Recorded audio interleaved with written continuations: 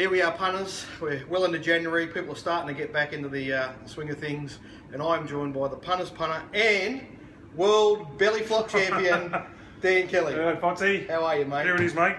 Here it is. This is the medal, the gold medal. Can I touch it? Yeah, you can. Yeah, Oh, there you go, mate. Look at that. Fanny. There it is. I passed in by the vault in the city to get it out and keeping it very safe. Now, they have a big ceremony for you there. They did, mate. Yeah, big ceremony. Play the national anthem. Yeah, all that. Yeah. Tear in your eye. Yeah, no, it was big. First thing I'd won since about the under-12 backstroke in the B grade final at school. So there you go, mate. So that was good fun on the cruise ship I went on. So had a holiday, 10th anniversary with the missus, and yeah, that was a great trip, mate. Highly recommend it. Anyone's thinking of doing a cruise, it's there are 2-year-olds on there, and there's 92-year-olds on there, and you can go as hard or slow as you like, and no, very, very good fun. So I'm guessing you got your value out of your $65 a day. Well, see, we paid overseas, so I looked at that price leading up to it, and I thought, oh, should I be signing up now to drink this much? And so we had our first couple of drinks on the ship, and we said this is going to add up very quickly. And by then it was, so I think it was 55 Aussie when I looked beforehand. By then it was 65 US, it was about 90 Aussie. Right. And we signed it up anyway, so I had to drink $2,000 worth of grog. So between me and the missus sort of only drinks about half as what I do. So, and then I blew myself up on the first night, of course. So just. So there was a few days when you got up and thought, I don't know if I feel like a drink today, but I'm going to. Yeah, that's it. So I got to the gym, have a sweat, and then it's normally beer o'clock at 5 o'clock. Well, for me it was vodka and Red Bull o'clock. trying to get going again, you know, get some energy and get some sugar in and get going again. But no, it was good, mate. Great and very good socially. Like I said, go down for beer o'clock at 5 o'clock, find someone different at a different bar. Every second night you find someone raced horses at Newcastle or from WA or something, Adelaide, and everyone loves talking about racing and their horses and everything. So yeah, no, it was great, mate. And the break from doing hardcore form for a few weeks, how did you find? How have you found that? That was so that was good. That's good. Just forgetting about everything, sort of. But coming back was a problem. Yeah. Yeah, and that's why. So how long were you away for? 3 weeks, was it? Yeah. How long do you think it took you to fully catch up? Yeah, so what it wasn't good. So I buckled down and spent a week catching up. Just head down and did a million videos, ratings, blah blah blah. And then my computer died. The day I said I'm going to bet at Mully on the Friday. Turned the computer on at 8:30 in the morning. Just blue screen crash. Oh, what's happened here? I'm looking anyway. Take it to the bloke. He said, oh, we'll get back to you.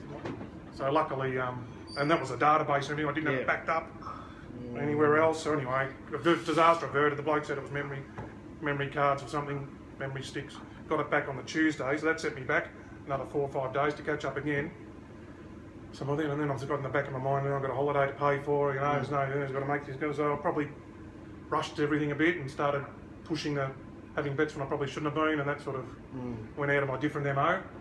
So it's taken me a little bit, it took me a couple of rough weeks to hang on in, whoa, back to what you do best and things like that. So that's sort of taken up until nearly now, mate. It was just this while. Threw my hands in the air for a week, buckled down, did a heap more videos, did a heap of jump outs last week, took it quietly, started betting towards the end of last week and felt that I was seeing it better.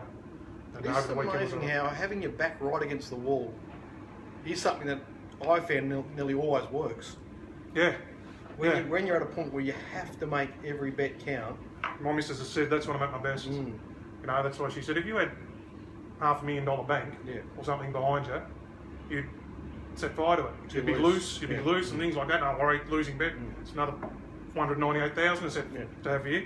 But if you've only got 20 or 30 or 40 or something small where it's got a cash there, that's got a relative bank to whatever you're betting, you've got to make it count. You're not wrong, and that's when you back right off. And so anyway. I try and make myself feel like that at the start of every week. I think it's better. It is better. I think it's when every race you get wrong or mistake you make hurts, you make less of them. Yeah. So as soon as you get a bit overconfident, it's too easy to make mistakes. It's such a brutal game. It is. No, it's good to have that clean slate on a Monday. It's easier said than done sometimes, but it's a constant battle, mate. But anyway, here we are. So with all that catch-up, how have you found the? Look, I've got my views on it from a metro point of view, but from a provincial and country point of view over the summer, how have the fields been? And well, they've been. So December historically has been a terrific month for me. So that wasn't good. That was another thing. This is supposed to be a good month, and you know, it all turned to it might have been because I was leaderising on the boat and things like this. So, you know, it's getting back at me. But and then there's that glut of meetings over summer at a few tricky tracks. Mornington, Yarra Glen, Stony Creek, things like that. Now just noticing the jump outs and And now I think horses resuming or looking for progression through to the autumn. Yeah. It's like the August, where so I'm looking forward to that. It was it should be a good period. Yeah. With nice, better cattle and things, but those sort of, when the races thin right out, particularly those tricky tracks. I'll give you tricky tracks. Yarra Glen last Tuesday, the 1200s. They're all over. Can they be explained? I'd like them explained to me. 3 1200 metre maidens, penalty, went to the front D lane, ran 1:10.54. Huh? Okay, he's not a bad horse. The lengths of the margins are 1.5 by 1.5. The 7th was beaten 5 lengths. The next race was Red, White and Blue, which was the first starter Mick Price's ran odds on of his jump outs. It ran 1:11.75, 1.2 seconds slower. Again, he won by a length. 7th was beaten 5 lengths. They sprinted home a bit quicker, went a bit slower. Kettleston, who's a nice horse, ran 1:12.6, 2 seconds slower than penalty over 1200 metres. And he's so I know there's all slow-paced bonusing variables and things like that, but 2 seconds over 1200. That's how, and it's always tricky, that joint with. So just things like that make it more tricky. I did the ratings for it this morning and was just like puzzled. I need to just watch the form out of these races. And I'm struggling. So I ended up leaving the gap between penalty and Red, White and Blue at 3 lengths. But if you took the times, it's probably more like 6 or 7 lengths. And I've got Kettleston almost on the same mark as Red, White and Blue, even though it's just. So you pushed him up a second, nearly a second, nearly 12 points. I've just got big question marks beside all of them, because it's just. That's the sort of stuff. So that's the sort of and stuff. And then you had Von Richter winning the 64 or whatever on the day. And it's a stayer resuming. Yeah. Mutant was second. It's a stayer resuming. Yeah. You know, sort of very. So it's all tricky. So that's what I mean by these tricky tracks. Yeah. And it's particularly tricky Yarra Glen. So just be wary of those stuff, punters, because that's where times can be a bit deceiving. Yeah, well, just from a metro angle, looking back towards the provincial and country, because I rate all those races, what you said makes perfect sense to me. I think it was a funny season this year because spring sort of, it's only by a week or a week and a half, but it pushed later into, spring was later this year. So, I think we're almost behind, a couple of weeks, you know what I mean? And now it's all starting to filter through. And then from a metro point of view, you have the meetings at Ballarat and Packagh, which completely just balls up in the air, and lesson well learnt there for next year. So, what about now? Here we are, mate. Race free Monday. I mean, that's part of this summer. I just love it. I love it. How good! And I'm looking forward to Caulfield. I love the idea of a race meeting from 4 to 8 or whatever it is on Wednesday. Yeah. Well, I'm looking forward to the Wednesday. Wednesday seems like Saturdays. You set yourself. It's a big race day. Yeah. And that's one of the things going forward. Just reviewing my stuff, that I'm going to be sort of putting more effort into looking more closely and more involvement in those meetings. More so on the horses that I'm Which following. Meetings? On say just those midweek meetings, the restricted races. Okay, yeah. And maybe even more so the 64s and things, but just following my horses on the bounce out of the maidens. Prime example. You've got a great handle on those horses. You know what I mean? Often if I want a second opinion, I come to you because I know the horses they're running into. But how much upside has this horse got? You've got a great feel for those horses. And sometimes I haven't sort of maximised. What tipped me over there? The one I sat there and watched win at 10 to 1 was Free Hearted. Yeah. Right now he went straight on my radar after his first trial, and then his first starts. I was waiting for her to come back. Yeah. She turned up at Kyneton first up. So you sort of know they're going to be there, but need things to go right to win first up. So I had something on her, but it wasn't fat. But she won, so good. But with quickest bit late. So I just sit there and watch her 1 at 10 to 1 at Sandy, and second up into this, and I'm thinking, what are you doing? What are you? So she was a filly off a win that I think she had blinkers going on, didn't she, or not? Maybe not. But she was coming to town. When I went up with her about 3 lengths and still marked her about, I think it was in the $9 to $10 range. It had something on it, but. It's one I should have called you about, because after the race I thought, of course she won. Yes, that's right. I'm saying of course she won. I'm saying, these are opportunities so that's a horse. So I sort of... So I backed Phil to Charlie in that race. Yeah. Strongly, right? Because I liked the Moonee Valley win. But the problem was, Phil to Charlie had everything in its favour at Moonee Valley. That's right, the leader advantage and all that. Everything, you know what I mean? Like it just used a perfect situation to be impressive and exposed herself completely. And that horse... Free Hearted was not exposed. Yeah, and the other one was the We Take. I know I got beat, but so We Take Manhattan. So there's a Kamani horse who. So I didn't find its jump out. There was was all funny, it's jump out, so it comes and wins a really strong race at Bendigo. Yeah. I think presents in town off a race I'd attached myself to, $4. So, and it got beat, but there's a horse. That's a horse that sort of, you know, again, bouncing out of a maiden into, and you like it, and get your stuff. You marked it short. Yeah. It's been truck loaded, you know. So that sort of stuff. I've got to be on those things, or I've got to be involved. So I'll be looking to doing more of that stuff this year. It's definitely an opportunity for you there. Okay, it makes sense. What else we got here? What are we going into? Here we go. Good. Let's just talk a little bit, like we're talking about these nice horses. Last Wednesday, the horse on everyone's lips is Nature Strip. It's run amazing figures. Just stands out like it's a horse that doesn't belong in this summer period. Really, it's definitely a group horse, and so it's everyone's excited, and all the good judges are finding this horse and spruiking and whatever, and rightly so. But the question I've got with horses like this is, can you make any money out of them? It's like, it's going to go round at its price in whatever it starts in, isn't it? Or is it going to be unders? Or can you just keep backing these horses till they get beat? Assuming that they'll just keep doing enough. It's more your sort of area than mine. I'm sort of that was the old quiet jump outs and everything, and then everyone who got told by Smurden or whoever that this is a group horse going to Mornington at first start, 350 to 150, 180, whatever it was. They all filled up that day, so it really wasn't any good to me. And but I mean that horse. So the part that I have trouble letting go of here is that I backed it at Moonee Valley, right? But I backed That's right. Optimum in the same race, had a really good result. So that was good. And I knew Nature Strip was clearly the run of the race. So then Cup Day, he's got it down the straight, and I'm thinking, oh, you beauty. So as soon as they put up prices, I start backing it, taking $7. There you go. So wake up Cup morning, scratched. Leave it. We want to win this race with property.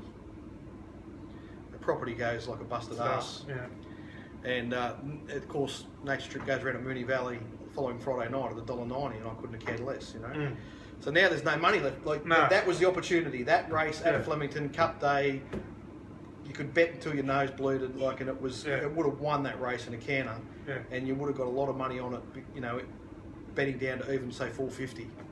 That was the day, mate. That was the day. Anyway. That's the day. So it's not my sort of cup go, you know, picket fence sort of horses, short odds and all that sort of thing, but a lot of people do like it.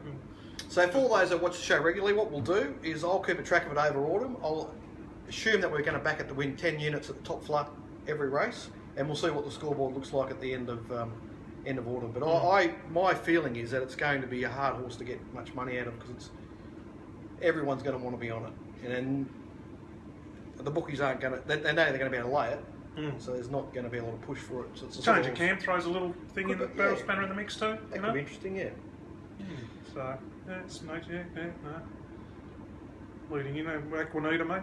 The Aquanita stuff, or you want to do that later on? We'll do that in part two, the whole thing. So there's one thing I wanted to discuss, DK. I just come across, you know, I was looking around at different things, come across an article written by someone called Georgia Whiting. Georgia Whiting. I knew Georgia. Yeah. Back in 2009, she was just basically writing an article about, she must have followed some pros around for several years. She used to get to the races a lot before she obviously moved into the country and quieted down a bit, but she used to get to the races a lot, so, and knew a lot of punters and knew a lot of those bookies, Clarks and everything, so she had a good handle to be able to do it. Who was who and what. It's not just someone from out wide just writing an article. She had a good handle on it. So she did, you know, a good study, wrote a thesis or whatever on, you know, professional punters and the life they live and how. Anyway, and as you read through this article, so you can easily find it if you just put in her name and an article on professional punting. It's from 2009, and basically the main points of just the article part, I'm sure it goes into a lot of depth if you get it underneath it, is that there's a group of highly disciplined punters out there that work up to sort of 80 hours a week, doing old traditional form, doing things like walking the track, watching the videos and the trials, and they've got a bit of an edge over the tech-savvy punters, and there is some evidence of them having a network of information with the stables, but they're all a bit wary of that. And let's talk about that with Aquanita, I think, when we get to that part. Aquanita. So I read through this and thought, well, on the surface, what's really changed? That's almost 10 years now. Has much really changed? And I think if you start to get underneath into the layers, a lot's changed. But on the surface, you know, to use a corporate word, on the macro level, it's the same stuff. It's only when you get underneath it and look at the bits and pieces that are watching. So what's your view, DK? Has a lot changed in that last decade? A lot has changed. I mean, the marketplace is one thing that's changed, and the computer models, I think, are getting more sophisticated. They're in constant improvement mode, and got very clever people, you know, always looking for something. And the quants guys coming in and dominating the corporate bookie. So no more form. We don't need formalists. Yeah. We need quants guys and mathematicians to write algorithms and things like that. But that part of it's changed. The form, I don't think. I went when I was sort of had to pull up stumps 2 weeks ago and struggling a bit and had to get myself back on track. I went and pulled out the stuff I was doing 5 years ago. You know, the handwritten stuff and you know what the horses I was backing and things like that. And then that pattern of horse was still winning now. It was just during that time where I was rushing things, I shifted away from it. I think just as in the raw, the basics of doing it all. I don't think so. I think that sort of stuff with the gut instinct is gives you the edge. Yeah, well, look, I often do that. Go back, look at stuff from 5 and 10 years ago, and just to remind myself if I think I'm not on the right track. But I think the one big change that I can feel when I think about how I was doing the form 10 years ago and how it's evolved subsequently is that I think the training regimes at the bottom end have improved so much. So things like water walkers, uphill training. That's a bit. I mean, even the amount of trials they have. They didn't used to have as many trials before they come to the races, and it's getting to the stage where you, for a lot, like I hate generalising because there's always examples of difference, but you have to go to the races fit to win these days. Where once upon a time you could sort of turn up without a trial. Well, that's and if you had a class edge, you'd still be able to win. Now, but the strength of the animals changed too. That's another big change, hasn't it? With the 2-year-old bias and all this sort of stuff, and the bones and everything, and the breeding. And then you look at the bases. So then Smurden and Waller and weird horses. Trainers who give their horse massive bases. Yeah. The ones that get the long preps and David Hayes, and then with the recuperative powers, like you said, of the water walkers. So and even the jockeys, the kids now, so much. Man, that's another thing that would change, the way they're bringing the kids through with the apprentice schools, and Darren Gouchy there now teaching the kids and that stuff. It's just a lot of things have evolved, mate. But so the trick is that every stable's a little bit different, and they all have different patterns. But back then, I was always wanting to be on horses going up in distance, coming off positive runs, going up in distance. Now I'm really I like horses coming off a really good run at the distance range. Yes. And I'm always very wary of, like Crystal Spirit on Saturday had an obvious ratings advantage on that field, but I was really worried about marking at 6-4 because I just felt it was going to be vulnerable in the last 100 metres. And of course, there's Mr. Moneybags. It's got not a rating to match it, but it was coming back in distance. I'm coming back in distance. Even though it was beaten a dozen lengths or whatever it was, its prior run. Got gutted at the start before. Yeah, so it's a brain explosion there, but anyway. I mean, there's still some stuff I still prefer backing Gay going up in distance, but and Weir, there's other it's all. I like Weir up in distance. So, yeah, because they're all. Anyway. But then that's the training's big. Just it's all changed. But I think the raw basics. They're all still there. They're all still there, and you just got to just go with the times a little bit, and you've got to be always constantly aware of what's winning. What every time a horse wins, look at what it's done. What it's done. What's been doing. Go back and look at its jump out. It's all in the post race, mate. It's all there. Tom Byrne said it on Twitter. It's all the answers are in the post race. Yeah, you just modify your process to suit what's working. Anyway, that'll do us. We'll come back part 2 and we'll get into whack